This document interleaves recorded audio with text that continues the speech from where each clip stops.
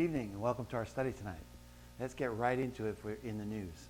Let me give you this article that just came out. Is worldwide Jew hatred setting the stage for the tribulation period? The latest trigger point for demonically inspired violence against the Jews is the war that Israel is conducting right now against Hamas and Hezbollah. Most rational people, even unbelievers, would have a sense that sympathizing with Hamas right now is akin to endorsing the kidnap, torture, rape, beheading, and murder of the Jews.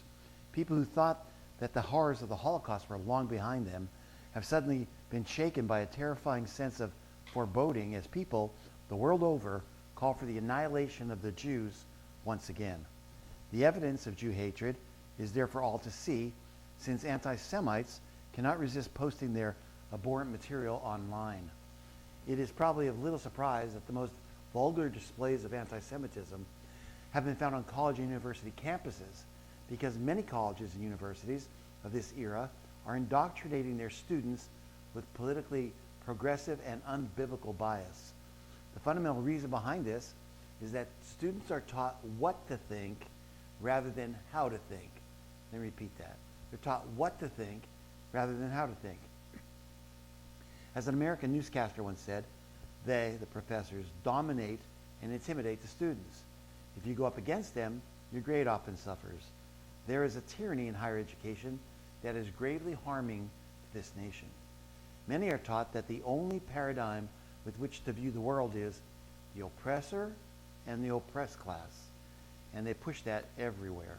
New education standards and related benchmarks are focused on instilling a seed within people that leads to hostility against any who belong to the oppressor class. To give examples, kindergartners must tell a story about an unfair experience that conveys a power imbalance. First graders must identify samples and examples of ethnicity and equality, liberation, and systems of power, and use those examples to construct meanings for those terms. How times have changed. I remember when I was in first grade, I was focused on coloring and producing poorly made craft items which my family would pretend to love. That's why, despite the horrors of the Hamas terrorist attack on Israel, many refuse to see Israel as oppressed. People assign themselves a moral license to identify and hate the oppressor, Israel, without disrupting their conscience. Anti-Semitism is an early indicator of a troubled culture. Western nations are in deeper trouble than they thought. Many may claim that the virtue of free speech must be upheld. But free speech which abuses its privilege to spew Jew hatred must be denounced, must be condemned. Free speech of the kind we are hearing throughout our nations is not the hallmark of a free speech of a vibrant culture. It's the hallmark of a culture which is in great spiritual decline. Anti-Semitism is like the canary in the coal mine of democracy. It's a threat. It's a warning. If you're an anti-Semite, then you think, well, the justice system isn't fair because it's controlled by the Jews, or the government isn't fair because it's controlled by the Jews, or the media isn't fair because it's controlled by the Jews. You lose faith in the democratic institutions. And no democracy that tolerates anti-Semitism and ever remained a vibrant democracy. Anti-Semitism, as I said many times, is a sign right before a world war. Before World War I, anti-Semitism abounded. Before World War II, anti-Semitism abounded. It's abounding right now, and it makes me think that there's a war coming. Let's go a little bit further down this New World Order category and talk about biblical worldview. Welcome to the new morality, dramatic worldview shift in America. In the American Worldview Inventory of 2024, George Barna explained our country's 40-year drop in biblical worldview. He described an interesting and increasingly prominent shift in our society, we know that, which Barna attributes to a new morality spewing all over every section of life and every sector. Barna highlighted that within 5 generations, the national incidence of adults holding a biblical worldview has plummeted from 12%, which was low anyway, to 4% today, a number expected to drop to 1% in the next 15 years, if we have that long, which I doubt. A dramatic shift in morals, he says. For instance, the majority of adults hold that issues such as lying, abortion, gay marriage, and the rejection of absolute moral truth are morally acceptable. Less than half of all adults in America embrace the Bible as their primary guide to morality. Millennials have proven to be social disruptors, reshaping the moral belief and behavior norms established by boomers and busters. And Generation Z has merely just followed in their footsteps. Young adults tend to form their worldview, listen to this, primarily through their feelings and their personal experiences, rather than logic and facts. Over the years, there have been notable increases of divorce, crime, war, terrorism, bullying, pedophilia, and child trafficking. The term new morality is an appropriate way to describe current societal circumstances. Generation Z holds to the belief and attitudes that are more out of step with Scripture than even the previous generation. So we're watching this decline happen, and it's happening very, very fast. It seems like in every category there is a decline in biblical worldview. The culture being both historically and biblically illiterate plays a major role. 55% of millennials, 66% of Generation Z believe, quote, it's morally acceptable to engage in any behavior so long as it doesn't harm anyone else. It shows that there's no understanding of absolute moral truth. There's no understanding that there is really an objective right and objective wrong. It's happened because basically in the 1960s, we threw God out of school. Now we're throwing him out of absolutely everything. So we have no moral direction. And the generations that are coming up saying, hey, if it feels good, do it. If I'm not harming anybody, it's okay. That's totally opposite what the Word says. The Word gives us guidelines, just like a guardrail on a mountain. You don't have guardrails, you go right off the mountain. We took off all the guardrails of the Bible and all the guardrails of God, all the guardrails of morality, and now generations are going off the mountain. They're crashing. And it's happening all over the world and especially in America. Let's go a little bit further and tell you about this. When we talk about Israel, this is a related article. What would a Palestinian state look like the day after independence? So the Biden administration and the rest of the world are talking about giving the Palestinians self-rule after this war is over. So what would that look like? Does anybody even think about what that would look like? So the Biden administration, as well as almost every nation in the world, is pressuring Israel to create an immediate pathway to a Palestinian state. Does anyone look at what the Palestinian state would be and how faithful its leadership would be to any signed agreements the day after the ink dries? Palestinians' closest allies are Iran, Russia, China, Venezuela, Cuba, South Africa, and almost all the world's non-democratic countries, all adversaries to America and Israel. Its armed wing, the Islamic Revolutionary Guard Corps, that's Iran, its armed wing, true believers in radical Islamism and anti-Semitism, unfettered power, and subjugating of all foes. So Iran would be a major player in this Palestinian state. There's no reason to believe that the corrupt Fatah party would not follow Iran to help it begin the next phase of destabilizing the Jewish state by lawfare and terror. So the Fatah party is what the Biden administration is saying, well, let's give them rule over Palestine, and let's make a state of Palestine. And they're saying that Iran and Fatah will be working hand in hand. Next, from its allied Palestinian state, Iran would target the American ally Jordan by destabilizing the economically troubled country, which is plagued with growing Islamist population, as well as millions of refugees from Syria and the Iraqi wars.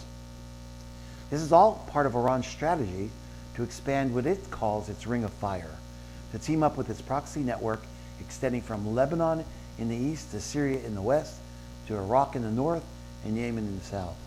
The international community and the American administration, which advocate permanently for a Palestinian state, and by the way, prematurely, they never look at the day after independence. Perhaps they don't care, as long as it undermines the Jewish state and doesn't threaten them.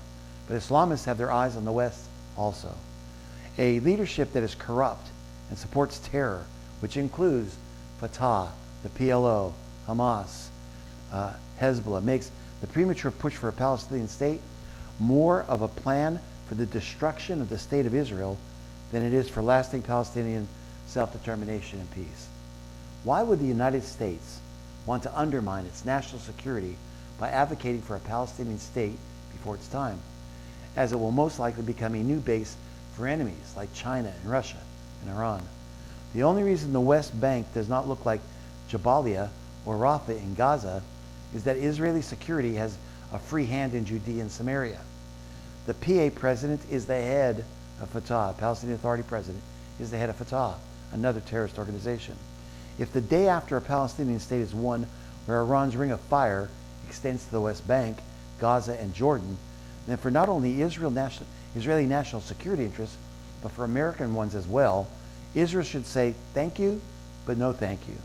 Israel and the United States should create a pathway towards greater independence with non-negotiable benchmarks or legal fictions. Unfortunately, it will likely take generations after generation to accomplish this, as it will require the Palestinians to change their narrative from one of victimhood and destruction of Israel to one that prioritizes the Palestinian people and their legitimate quest for a better life.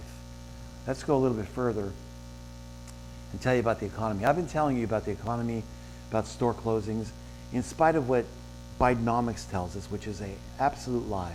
If you know anything about Joe Biden right now, he is a habitual liar. What does that mean? Well, there's liars and there's habitual liars. Liars just lie.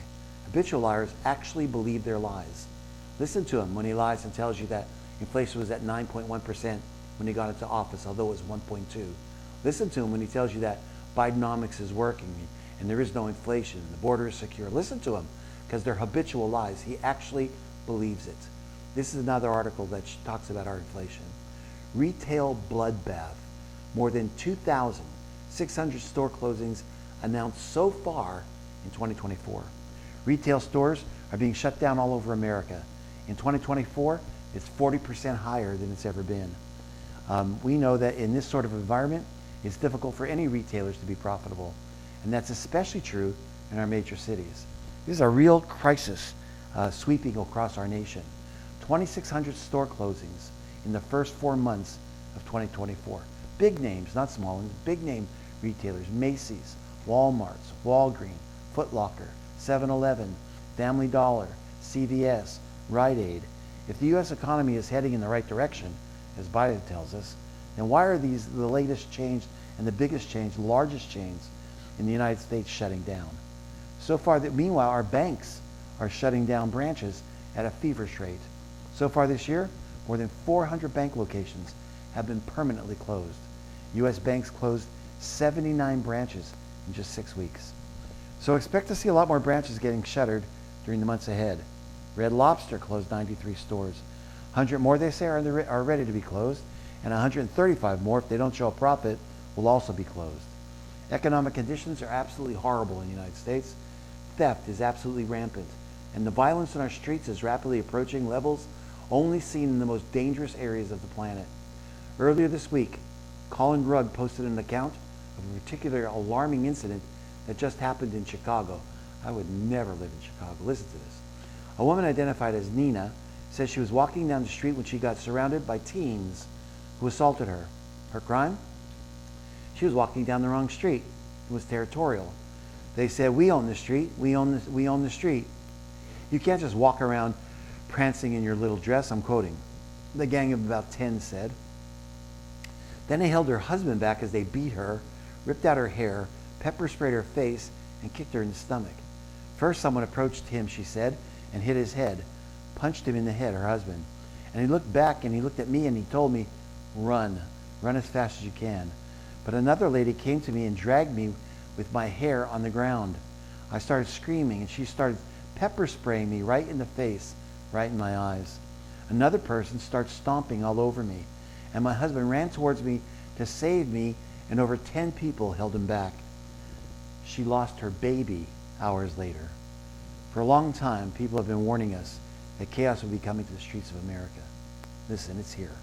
It's getting worse every single day. Unfortunately, most Americans still don't understand the fundamental transformation that is happening to our society, and they still believe that our leaders will be able to return things to normality eventually. Listen, we have a never-ending loop of Biden and Trump, and nobody ever reports on these things that are happening. They're absolutely shocking, and they're happening all over our world, all over our nation. Let me give you this one. China and Russia's growing alliance. In a recent meeting, let me give you that picture for it. In a recent meeting in Beijing, the president of China and Russia, Xi Jinping, and Vladimir Putin, quote, pledged a new era of partnership between the two most powerful rivals of the United States, which they cast as an aggressive Cold War hegemony, sowing chaos across the world. That's what they say of us. The two world leaders used the recent meeting to announce a new era that will spring from their strategic partnership. Two nations already have carried out annual joint military training exercises, and Russia has shared missile defense technology with China. The growing Russia-China alliance should not be a surprise to us. Bible prophecy reveals that at the end of the age as it approaches, powers from the east will grow strong, and a vast Asiatic army will play a critical and devastating role in the end time events. That's Daniel chapter 11. Revelation 9:16 also says it. This army will no doubt be comprised and supported by the finances and weaponry of China and Russia, and perhaps other Asiatic nations. Second article on war is this: setting up for a false flag. This is pretty concerning. We should have been hearing this in the news, but nobody said anything about it. We are on the verge of World War III, and what's playing out in Russia and Ukraine is pushing us closer and closer. This is a strange case of the destroyed Russian nuclear radar. If we accept the fundamental truth that Ukraine is nothing more than a proxy battleground between Russia and the West, then you might say World War III has already begun. A recent event suggests things are about to change drastically. There's something very strange happening on the nuclear front between NATO and Russia, and it might be time to consider the possibility that a false flag threat is in the works. In the past 2 weeks, Ukraine has taken credit for at least 2 separate strikes on very peculiar targets. Russian, over the border, over the horizon. By the way, America supplied weapons for that, big stink. And they are radar stations. They're using drones with an impressive flight range of at least 1,200 miles. Until this point, long-range attacks into Russian territory have been extremely rare. So why are these specific radar stations targeted? And why were they targeted? The strikes are being hailed as the furthest Ukraine has attacked into the heart of Russia. But the corporate media has ignored the wider implications of the situation. In fact, you've heard nothing on any news about it at all. Drones used were of U.S. and European origin. 2 stations destroyed by Ukrainian weapons are meant to act as an early warning system for nuclear attack in Russia. The Ukrainians supposedly defied NATO restrictions, not once, but twice, to target radar systems that have absolutely nothing to do with them or that war. So instead of attacking vital strategic resources like oil refineries and ammo depots, Russia's nuclear defenses are being systematically hobbled. This is the radar that shows Russia whether a nuclear warhead's coming towards them. So why would they take these out? Well, it's important to understand that a strike of this kind, deep into the center of Russia, requires complex planning and logistics. It cannot be achieved without covert intel on the ground, as well as aid from the satellite surveillance. Ukraine relies completely on NATO satellites and intel. No such strike would ever be possible without NATO's involvement. Furthermore, the drones used would need to have the ability to evade early detection systems and remain hidden for thousands of miles. This kind of technology comes mainly from the West, Europe and the United States. In other words, there's no way that these attacks were accomplished by Ukraine itself without extensive help and approval from the United States or European Command. We're talking about some of the most closely defended radar stations in the whole of Russia. So why does any of this matter? Well, the targeting of Russian nuclear defenses might make the Kremlin believe that they're being prepped for a nuclear strike. They're probably thinking, why would they take out our nuclear radar? Are they going to strike us nuclear-wise? So the ballistic radar would be, why would the ballistic radar be singled out? This means there will be on high alert for a possible nuclear exchange. That's not good. Secondly, the Voronezh DM stations are used to identify false positive alerts of nuclear attack. What that means is there's a weapon used against Russia that mimics a high altitude ballistic missile. Their ability to detect that it's not a nuke has been reduced. So in other words, there could be some missiles coming over. Now they can't tell whether they're nukes or not. They might launch their own nuclear warheads in response to a non-nuclear strike, what's called a fake strike or a false flag. Third, it's possible these strikes were meant to blind Russia and stop them from detecting missile events that are unrelated to the Ukrainian war. Fourth, it's possible that NATO and Ukraine believe dismantling the radar sends a message that if Russia threatens nuclear attack, they might hit them first. All this means is that Russia won't give a warning. They'll simply launch. Fifth, the attack on Armavir alone meets the conditions the Russian government laid out publicly in 2020 for actions that could trigger a nuclear retaliatory strike. This is playing Russian roulette, pardon the pun, with nuclear weapons all over the world. So far, there's been no indication how Russia will retaliate, although Putin's been very vocal. NATO countries are now saying they support Ukraine's use of long-range weapons inside Russia. This means major metropolitan areas of Ukraine will be on the table for Russia's own long-range strikes. Also watch for the potential use of thermobaric bombs. They're called vacuum bombs by Russia. These are massively destructive weapons that so far have been absent from the battlefield. The West is sending Russia the message that they will not allow Ukraine to lose. They will not pursue diplomatic solutions, and if Russia begins gaining significant ground, anything goes. Does that include nukes? Well, it's hard to say. The timing of the radar attacks comes only weeks before the planned Ukraine peace conference in Switzerland on June 15th. And we know that the Biden administration doesn't want peace. They want to do this strike to Russia. They're playing Russian roulette with all of our lives, because this could turn out to be World War III, a nuclear war. So, a limited nuclear event might serve the West's interests very well. Multiple governments, including the French government, are calling for European troops to be deployed to Ukraine. Something very, very odd is going on here. I have no doubt that World War III is the intended outcome of the confrontation between NATO and Russia in the Ukraine. Let me remind you that we are allies to NATO and the Ukraine, and that if World War III breaks out, we would be involved. The question is, how do they plan to arrange that outcome while convincing the American and European public to join the war effort? They need a serious false flag, and that's what we've just seen with the attack of these two stations. Kind of scary and interesting at the same time. Religion. 1.2 million African Methodists are leaving the UMC over the allowance of LGBT clergy and same-sex weddings.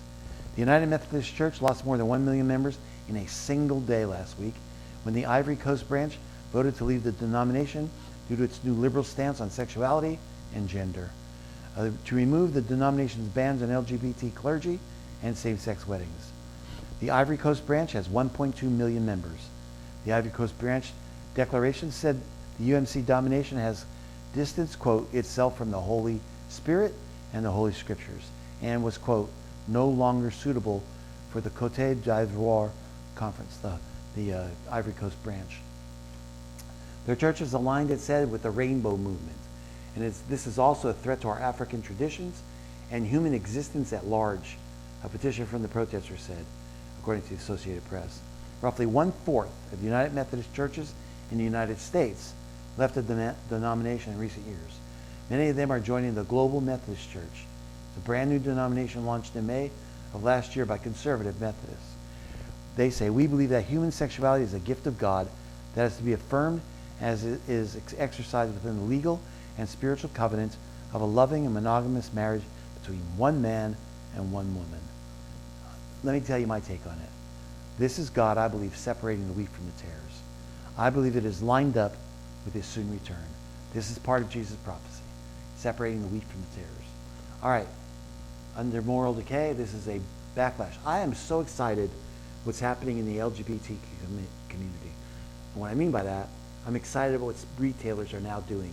We have a change of heart all over the United States. This is great news. So Major League Sports are resisting Biden's LGBT blitz. While pro sports scales back its usual pride celebrations, Joe Biden is swinging for the rainbow fences. Despite the subdued approach to June everywhere else, White House seems intent on bombarding Americans with LGBTQ messaging from every federal platform. It's quite a contrast to the rest of the cultural landscape, where not just major brands, but now major leagues are making a conscious decision to sit this month out. Juneteenth is not going to happen. Desperate to protect their profits from consumer outrage that burned down brands like Bud Light and Target. But then, this president doesn't have to worry about the financial impact of this extremism because it's not his money he's using yours. And listen to this. The president's over-the-top approach to pride comes as America's 5 major sports leagues push the LGBT holiday to the back burner. Unlike past years, the rainbows that used to color the logos of the NHL, the NBA, the NFL, and the MLS for the month are gone now. Only Major League Baseball dipped its toes into 2024 Pride waters, a brief experiment that they abandoned when fans went berserk. After its baseball is everyone's game post on the morning of June 1st, users exploded in their comments. A flood of opposition so great that Yahoo Sports did an entire write-up on the PR disaster. People lost their minds, they had said, reporters wrote. Negative replies ranked in the tens of thousands, with everything from "get back to baseball, you clowns," to "just play ball" and "no thank you." One post, which said "demonic," had 30,000 views. Of course, NHL understands better than anyone what a bloodbath Pride can be after their league-wide rebellion over rainbow jerseys hit the fans in early 2023. Since then, Commissioner Gary Bettman has scrapped the policy that forced players to don the colors of sexual radicalism. Baseball, last summer, the tradition of pride jerseys was also banned, shaking the sports establishment to its very core. And that seismic shift hasn't just happened and infecting sports. Big Four, but America's other competitive pastimes as well. This year, the social media logos of NASCAR, PGA Tour, WWE, the MMA fighting, surfing, USA Pickleball, lacrosse, and swimming are all banning LGBT colors. Hallelujah. Family research counselor, senior fellow for biblical worldview, Joseph Backholm, cheered the overdue sea change. For fans who've had to endure the sight of their favorite players and teams draped in the colors of child mutilation and sexual extremism, the league's reversal is more proof of the cultural earthquake shaking America's woke foundation. I told you last year that there would eventually be a national backlash. I couldn't understand how companies would purposefully lose money to chase this thing. Instead of the crisis of inflation, an open border, rampant crime, fentanyl, military recruitment, China, global terrorism, the Israeli war, and so many other problems facing America, this president's team and this president will be hitting up 200 pride parades, desperate to show their support for the only agenda they've ever really cared about. Apparently, it's not enough that the administration has appointed over 200 LGBTQ plus identifying government leaders, forced taxpayers to cover gender mutilation surgeries, erased girls' sports, dismantled parents' rights, established same-sex marriage in federal law, opened the military to transgender troops, ordered girls to share bathrooms, locker rooms, and dorms and showers with biological boys, and elbowed Christians out of foster care and adoption. They also want to spend the last 6 months of their term partying with half-naked perverts. That's their idea of a re-election campaign. Good luck with that. The Biden administration has done the bidding of the LGBTQ activists since day one of this administration. Just last year, we had the naked romp under pride flags on the White House lawn. 200 pride events this year is a whole of government priority that I hope Christian voters will consider if they're wondering if they should vote in 2024. So let me throw this little caveat in there. If you're a Christian and you vote for these liberal agendas and President Biden's agenda, then maybe you ought to check either your Christianity or your liberal views. This push should prove that Christians need to vote in every election for candidates and leaders who will end progressivism and identity politics in government. Corporate America seems to have taken the lesson from Bud Light, and they learned it and they took it to heart. But the Biden administration is now doubling down. The Biden administration is all in on Pride Month because they don't know any other way. They are the priests and the priestesses of this religion. At the end of the day, if they're not removed from power, they will force everyone to submit to their rainbow gods. That's in the news for tonight.